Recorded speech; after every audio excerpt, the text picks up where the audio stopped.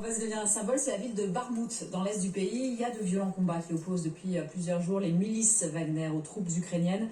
Un enjeu également stratégique du côté du Kremlin, où le chef de Wagner multiplie notamment les effets de manche pour gagner une guerre interne contre le ministre de la Défense russe. Pourtant, Benjamin Cruard, sur le terrain, ces hommes sont à la peine.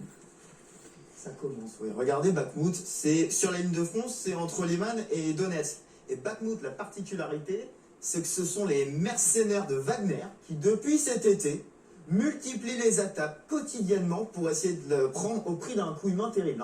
Mais ils avaient encore avancé, ils avaient réussi à avancer. Vous voyez, début octobre, vous voyez, ça c'est la ville de Bakhmout. Ils étaient arrivés ici, ils avaient même réussi à pénétrer la zone industrielle. Et là, mi-octobre, on se disait, supériorité numérique, ils sont entrés dans la zone industrielle, ça va être très compliqué pour les Ukrainiens. Maintenant, on regarde la carte. Aujourd'hui, vous voyez, ils ont carrément reculé. Ils sont passés de l'autre côté de la route. L'usine que les Russes avaient mis 2 mois à conquérir a été libérée en 48 heures.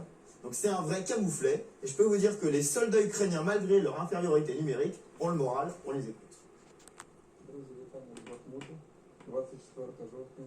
Les amis, les salutations de Bakhmout.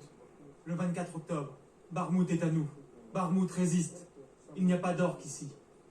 Les orques s'auto-éliminent, comme avant. Cela porte au caractère suicidaire de masse. Mais c'est leur choix. Et là, vous voyez les locaux. Ils marchent, parlent au téléphone. C'est comme ça, les gens se sont habitués. Alors Bakhmout, ça peut être un carrefour routier important, mais certains quand même commencent à douter de cette stratégie. À se dire, mais pourquoi on met tous les hommes à Bakhmout alors qu'il y a des besoins très importants ici dans le nord sur la contre-offensive ukrainienne.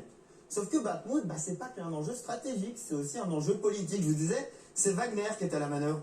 C'est Evgeny Prigojine, le fondateur de Wagner. On apprend ce matin dans le Washington Post qu'il va directement voir Poutine pour montrer les faillites de l'armée régulière et du ministère de la Défense. Autant vous dire que pour lui, prendre Bakhmout, ce serait montrer que Wagner y arrive et pas l'armée, parce que pour l'instant, c'est pas trop le cas.